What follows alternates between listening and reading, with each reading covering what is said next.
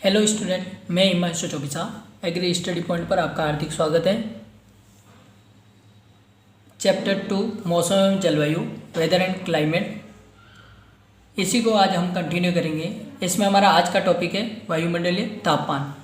आज हम इस क्लास के माध्यम से इस टॉपिक के बारे में चर्चा करेंगे। शुरू करते हैं हम आज की क्लास। किसी पदार्थ की गर्मी और शीतलता जो इसकी आणविक गतिविधि के विस्तार द्वारा निर्धारित होती है और एक तापमापी द्वारा मापी जाती है, जिसे तापमान कहते हैं।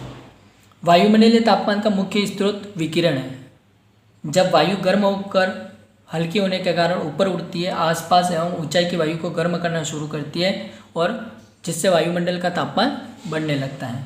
इसी कारण से अधिकांश दिन का तापमान 2 बजे होता है और जबकि सौर विकिरण दोपहर 12 बजे के आसपास अधिकतम होती है। दिन में न्यूनतम तापमान सूर्य के ठीक पहले होता है।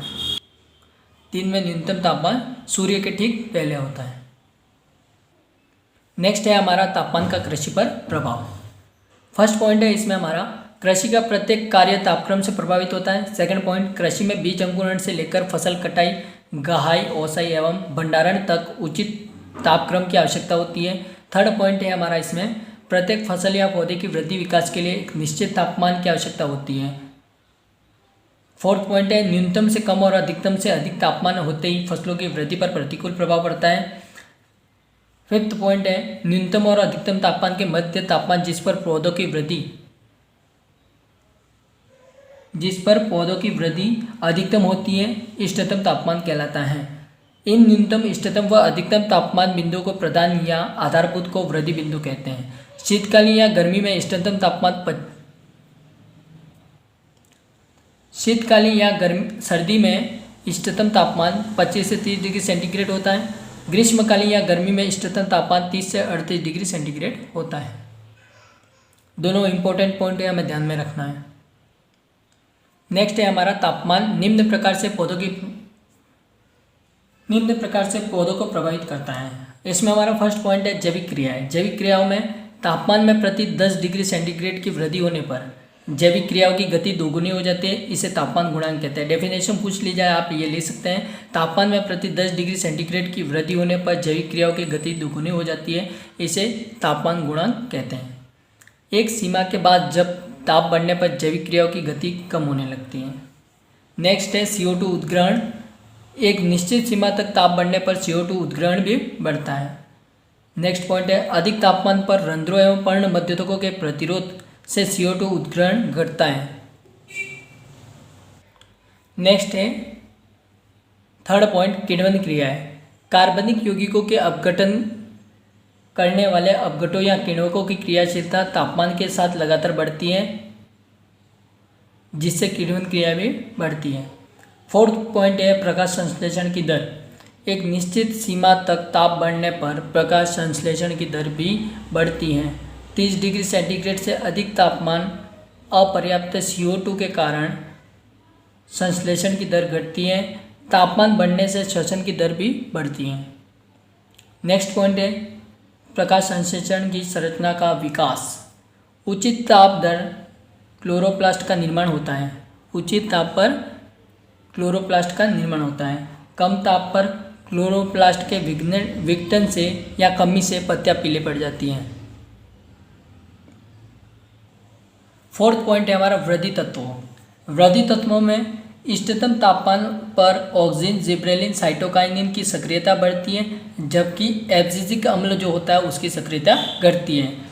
जिब्रेलिक अम्ल के प्रयोग से अधिक तापमान में प्रतिरोध उत्पन्न बाधाकारी प्रभाव दूर हो जाते हैं। अगर हम जिब्रेलिक अम्ल का प्रयोग करेंगे तो अधिक तापमान में जो बाधाकारी प्रतिरोध उत्पन्न होता है उसके प्रभाव जो होते हैं वो दूर हो जाते हैं। नेक्स्ट पॉइंट है विकास पर प्रभाव। विकास पर प्रभाव में कम ताप पर अंकुरण में समय अधिक लगता है। अगर तापमान कम होगा तो अंकुरण में समय अधिक लगेगा। खरीफ की फसलों के लिए अंकुरण है तो 28 से 35 डिग्री तापमान हमें आवश्यक होता है। गेहूं में कल्ले फूटने की अवस्था के लिए 16 से 20 डिग्री तापमान की आवश्यकता होती है। गेहूं में जो कल्ले फूटते हैं, जो कलियां फूटती हैं, उनमें 16 से 20 डिग्री सेंटीग्रेड तापमान की आवश्यकता होती है।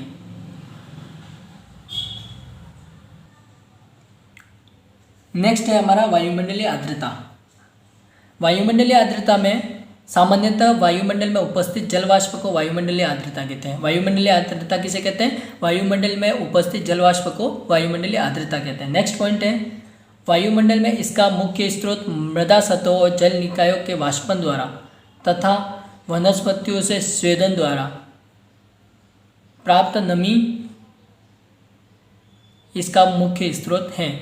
वायुमंडल में उपस्थित आर्द्रता को निम्न प्रकार से प्रदर्शित किया जाता है। फर्स्ट है निरपेक्ष आर्द्रता, सेकंड है सापेक्ष आर्द्रता या आपेक्षिक आर्द्रता।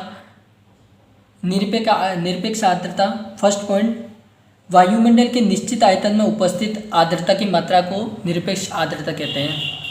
वायुमंडल में के निश्चित आयतन में उपस्थित आर्द्रता को निरपेक्ष आर्द्रता कहते हैं। इसे ग्राम घन सेमी, ग्राम घन मीटर या ग्राम घन फीट में दर्शाया जाता है। आपको पूछ लिया जाए निरपेक्ष आर्द्रता किसके द्वारा दर्शाई जाती है, तो ग्राम घन सेमी या ग्राम घन मीटर या ग्राम घन फीट में दर्शाया जाता है।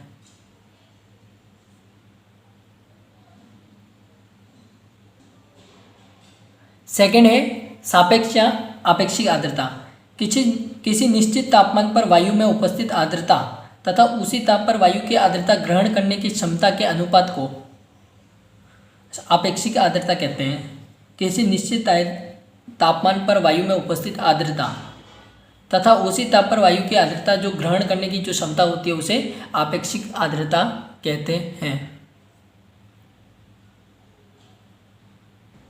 आपेक्षिक आर्द्रता ज्ञात करने का फॉर्मूला है वायु में उपस्थित जल वाष्प की मात्रा अपॉन वायु की आर्द्रता ग्रहण करने की क्षमता इंटू 100। इस फॉर्मूले के द्वारा हम आपेक्षिक आर्द्रता कितने प्रतिशत है वो हम ज्ञात कर सकते हैं। नेक्स्ट पॉइंट है आपेक्षिक आर्द्रता का फसलों पर प्रभाव। फर्स्ट पॉइंट है इसमें जल संबंध।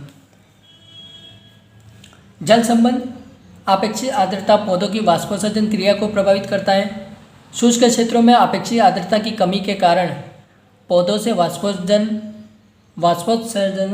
अधिक होता है। नेक्स्ट पॉइंट है सेकंड, पर्णवृद्धि। पत्तियों की वृद्धि। अधिक आपेक्षिक आर्द्रता के कारण कोशिकाओं का स्फीत दाब अधिक रहता है, कोशिकाओं का आकार बढ़ता है और वाष्पोत्सर्जन द्वारा जल का ह्रास मतलब अपघटन होता है, अपघटन कम होता है। अतः आर्द्र क्षेत्रों में शुष्क क्षेत्रों की तुलना में पौधों की पत्तियों का आकार अधिक रहता है। जो आर्द्र क्षेत्र होते हैं उनकी तुलना में शुष्क क्षेत्रों की पौधों की जो पत्तियां होती है वो आकार में अधिक बड़ी रहती हैं। थर्ड पॉइंट है हमारा प्रकाश संश्लेषण। प्रकाश संश्लेषण, फोटोसिंथेसिस। जब शुष्क क्षेत्रों में आपेक्षिक आर्द्रता कम होती है तो वाष्पोत्सर्जन की क्रिया जल का ह्रास अधिक होता है और पौधों में जल की कमी हो जाती है। फोर्थ पॉइंट है परागण। यदि मृदा नमी पर्याप्त हो तो औसत रूप से कम आपेक्षिक आर्द्रता परागण को बढ़ाकर बीज जमाव को बढ़ाती है। लास्ट पॉइंट है आपेक्षिक आर्द्रता और फसलों पर प्रभाव में उपज। बहुत अधिक या बहुत कम आपेक्षिक आर्द्रता पौधों की वृद्धि के लिए अनुकूल नहीं होती है। उपज के साथ आर्द्रता का ऋणात्मक संबंध होता है। अधिक आर्द्रता से परागण कम होता है और कीट एवं रोगों का प्रकोप बढ़ता है। देखिए, उपज के साथ आर्द्रता का ऋणात्मक संबंध है। अधिक आर्द्रता से परागण कम होगा और कीट एवं रोगों का जो प्रकोप होगा वो बढ़ जाता है। नेक्स्ट है हमारा जलवाष्प संघनन। वायुमंडल में उपस्थित जलवाष्प का जल में परिवर्तन होना संघनन कहलाता है। संघनन किसे कहते हैं? वायुमंडल में उपस्थित जलवाष्प का जल में परिवर्तन होना संघनन कहलाता है। संघनन की प्रक्रिया वायुमंडल में निहित सापेक्ष आर्द्रता पर निर्भर करती है। संघनन की प्रक्रिया जो वायुमंडल में निहित होती है वो सापेक्ष आर्द्रता पर निर्भर करती है। जब वायु में सापेक्ष आर्द्रता 100% होती है तो उस वायु को संतृप्त वायु कहते हैं। 1 नंबर में क्वेश्चन पूछा जा सकता है। है हमारा पॉस। धरातल के निकटवर्ती वायुमंडल में उपस्थित जलवाष्प के प्रत्यक्ष संघनन द्वारा मुख्यतः रात्रि के विकिरण द्वारा शीतल हुए धरातल पर संचित जल की बूंदों को ओस कहता है। ओस किसे कहता है? डेफिनेशन पूछ ले तो धरातल के निकटवर्ती वायुमंडल में उपस्थित जल वाष्प के प्रत्यक्ष संघनन द्वारा मुख्यतः रात्रिकाल के विकिरण द्वारा शीतल हुई धरातल पर संचित जल की जो बूंदें होती हैं उनको ओस कहते हैं। ओस से पौधों एवं भूमि को नमी मिलती है। ओस जो होती है उससे पौधों एवं भूमि को नमी मिलती है। अक्टूबर माह में इस नमी द्वारा दिन में खेत में जुताई करके प्रातः सूर्योदय से पूर्व पाटा लगा देते हैं, जिससे नमी संरक्षित रहती है, बची हुई रहती है। अधिक ओस वाले क्षेत्रों में सरसों एवं चने की बारानी फसल सफलतापूर्वक उगाई जा सकती है।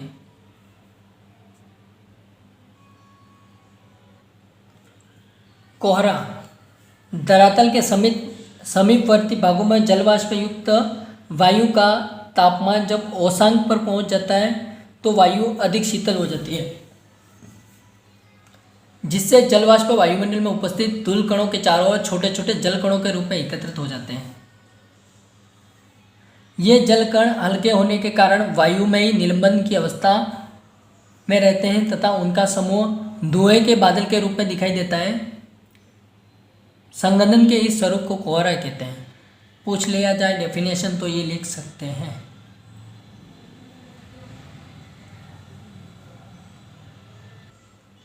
धुंध या कुआसा अंतर्राष्ट्रीय मौसम विज्ञान परिभाषा के अनुसार जब जल कणों युक्त वायुमंडल की दृश्यता 1 किलोमीटर से अधिक होती है तो उसे कुहासा धुंध या गीला धुंध कहते हैं। इसके 3 नाम हैं, कुआसा धुंध या गीला धुंध कहते हैं। यह उगते सूर्य के साथ में लुप्त हो जाता है, समाप्त हो जाता है। अंतर्राष्ट्रीय मौसम वैज्ञानिक परिभाषा के अनुसार जब जल कणों युक्त वायुमंडल की दृश्यता 1 किलोमीटर से अधिक होती है तो उसे कुआसा कहते हैं। ध्यान रखना विशेष महत्वपूर्ण पॉइंट है।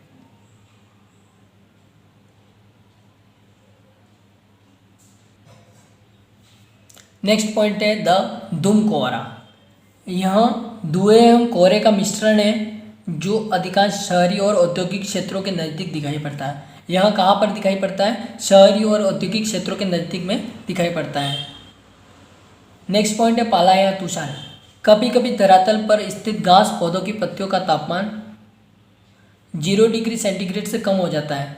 ऐसी परिस्थिति में जलवाष्प संघनन क्रिया के स्थान पर ऊर्ध्वपातन क्रिया द्वारा ओस के रूप में न बदलकर छोटे छोटे कणों में परिवर्तित हो जाती है। इसे पाला या तुषार कहते हैं। Important point. नेक्स्ट पॉइंट है हमारा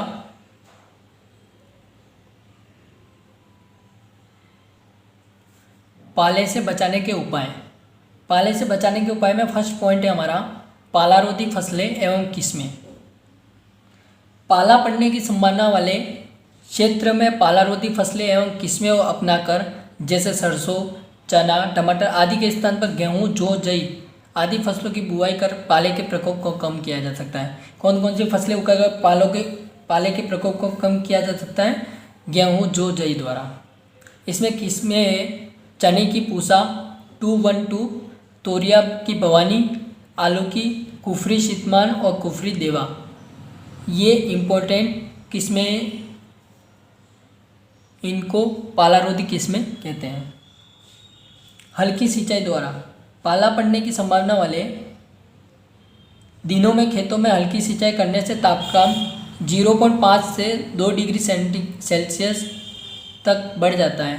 खेत में पर्याप्त नमी होने से भी पाले से हानि की संभावना कम हो जाती है।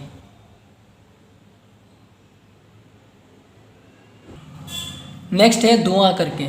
धुआं करके पाले को कैसे दूर कर सकते हैं?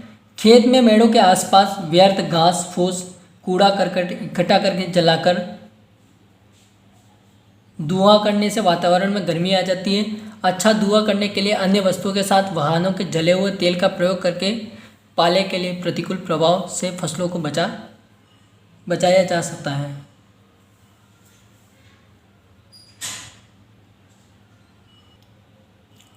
नेक्स्ट है जलवाष्प संघनन। वायुमंडल में उपस्थित जलवाष्प का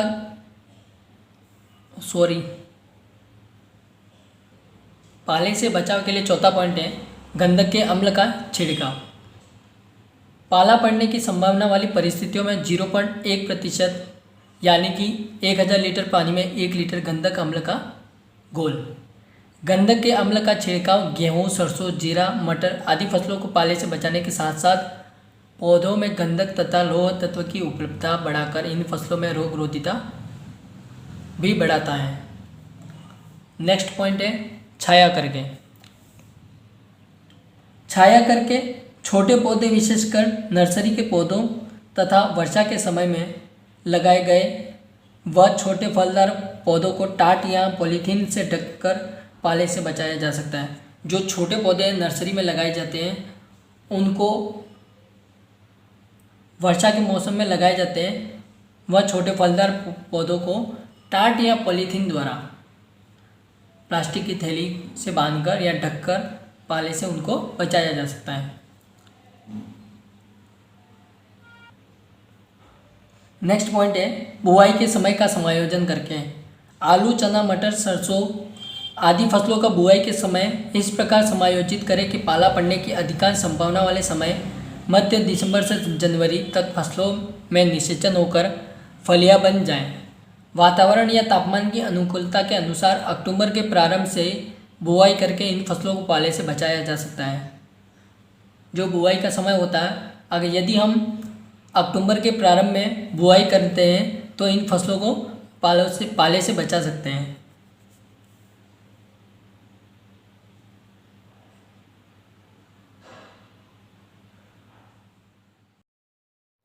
फोर्थ पॉइंट है हमारा मेघ या बादल। मेघ या बादल जलवायु की महत्वपूर्ण घटक है क्योंकि वर्षा की मात्रा इन्हीं के द्वारा निर्धारित होती है। मेघ या जो बादल होते हैं वो जलवायु का एक महत्वपूर्ण घटक है क्योंकि जो वर्षा की मात्रा होती है वो इन्हीं के द्वारा निर्धारित होती है। धरातल से विभिन्न ऊंचाइयों पर जलवाष्प के संघनन के परिणाम स्वरूप निर्मित जल कणों या हिमकणों के समूह को मेघ कहते हैं। बादल किसे कहते हैं? डेफिनेशन, धरातल से विभिन्न ऊंचाइयों पर जलवाष्प के संघनन के परिणाम स्वरूप निर्मित जल कणों या हिमकणों के समूह को मेघ कहते हैं, बादल कहते हैं। मेघों को मुख्यतः 3 आधारभूत स्वरूप होते हैं जो निम्न प्रकार से हैं। फर्स्ट है तीतरपंखी या पक्षाभ मेघ। तीतरपंखी या पक्षाभ मेघ में क्या होते हैं? वायुमंडल में सर्वाधिक ऊंचाई पर पाए जाते हैं। ये पूछ लिया जाए तीतरपंखी या पक्षाभ मेघ कहाँ पाए जाते हैं? वायुमंडल में सर्वाधिक ऊंचाई पर पाए जाते हैं और बर्फ के कणों से निर्मित होने से श्वेत रंग वाइट कलर के होते हैं। सेकंड पॉइंट, आकाश में पक्षियों के पंखों की भांति दिखाई देते हैं। इनकी विशेषता है आकाश में पक्षियों के पंखों की भांति दिखाई देते हैं। ये स्वयं वर्षा नहीं करते हैं परंतु कुछ नीचाई पर आने के बाद दूसरे बादलों में परिवर्तन होकर वर्षा करें। ये पहले स्वयं वर्षा नहीं करते परंतु कुछ नीचाई पर आ जाते हैं, आने के बाद में दूसरे बादलों में परिवर्तित हो जाते हैं और फिर वर्षा करते हैं। तो इनकी जो तीतरपंखी या पक्षाभ मेघ है इसकी विशेषता ध्यान में रखनी है। नेक्स्ट है हमारा सेकेंड है कपासी या पुंज मेघ। इन मेघों का विकास लंबवत रूप में होता है। किस रूप में होता है? लंबवत रूप में होता है और आकाश में गुनी हुई रुई के ढेर के समान दिखाई देते हैं, जैसे गुंबदाकार फूल गोभी जैसे आकाश में गुनी हुई रुई के ढेर के समान दिखाई देते हैं। इनका ऊपरी भाग गुंबदाकार तथा फूल गोभी जैसा होता है। ये महत्वपूर्ण विशेषता है इनकी जो ध्यान में रखनी है। इनका ऊपरी भाग गुंबदाकार तथा फूल गोभी जैसा होता है। इनका रंग काला तथा चमकीला होता है। रंग पूछ ले तो काला तथा चमकीला होता है। ये बादल गर्जन अधिक करते हैं। अगर ये साय रात तक बने रहते हैं तो इनसे वर्षा होने की संभावना भी रहती है। ये बादल गर्जन अधिक करते हैं और अगर साय रात तक देर रात तक अगर बने रहे तो इनसे वर्षा होने की संभावना रहती है। नेक्स्ट है स्तरी मेघ। स्तरी मेघ, ये मेघ निम्न ऊंचाई वाले मेघ होते हैं। कौन से मेघ होते हैं? निम्न ऊंचाई पर पाए जाते हैं। ये कई परतों वाले होते हैं। इनका निर्माण विपरीत स्वभाव वाली दो वायु राशियों के टकराव से होता है। किससे होता है? दो वायु राशियों के टकराव से होता है। ये कई परतों वाले होते हैं। ये कोहरे की भांति दिखलाई पड़ते हैं और संपूर्ण आकाश पर छा जाते हैं। इनसे हल्की वर्षा या फुहार पड़ने की संभावना रहती है। जो हल्की वर्षा या फुहार पड़ने की जो संभावना फुहार पड़ती है, जैसे कि हमारे बारिश होती है, जो हल्की बारिश या फुहार में के रूप में जो बारिश आती है वो स्तरी मेघ से आती है। इन तीनों की विशेषताएं महत्वपूर्ण है, क्वेश्चन बन सकता है। इन तीनों के बारे में विशेष ध्यान रखना है। नेक्स्ट हमारा जो पॉइंट है, मेघ और कोहरा में अंतर। मेघ और कोहरा में अंतर। मेघ निर्माण अधिक ऊंचाई पर होता है। कोहरा धरातल के संपर्क वायु राशि में होता है। कैसे होता है? धरातल के संपर्क वायु राशि में निर्माण होता है। इनसे वर्षा होती है, मेघ से वर्षा होती है। कोहरा जो होता है उससे वर्षा नहीं होती है। जलकणों की मोटाई अधिक होती है, कोहरा जलकणों की मोटाई कम होती है। मेघों का निर्माण केवल संघनन प्रक्रिया द्वारा ही होता है। विपरीत जल राशियों के सम्मिलित से भी कोहरे का निर्माण हो सकता है। जो विपरीत जल राशियाँ होती हैं उनके सम्मेलन मतलब जो मिलना, इकट्ठा होना, उससे भी कोहरे का निर्माण हो सकता है। मेघ ऊर्ध्वाधर दृश्यता को प्रभावित करते हैं। कोहरा क्षैतिज दृश्यता को प्रभावित करता है। इसी के साथ आज की क्लास हमारी यहीं पर समाप्त होती है। आपको वैसे पता है, टेलीग्राम चैनल ज्वाइन करें, वहाँ पर आपको नोट्स की PDF अवेलेबल है। आप वहाँ जाकर नोट्स प्राप्त कर सकते हैं। Thank you. जय हिंद, जय भारत।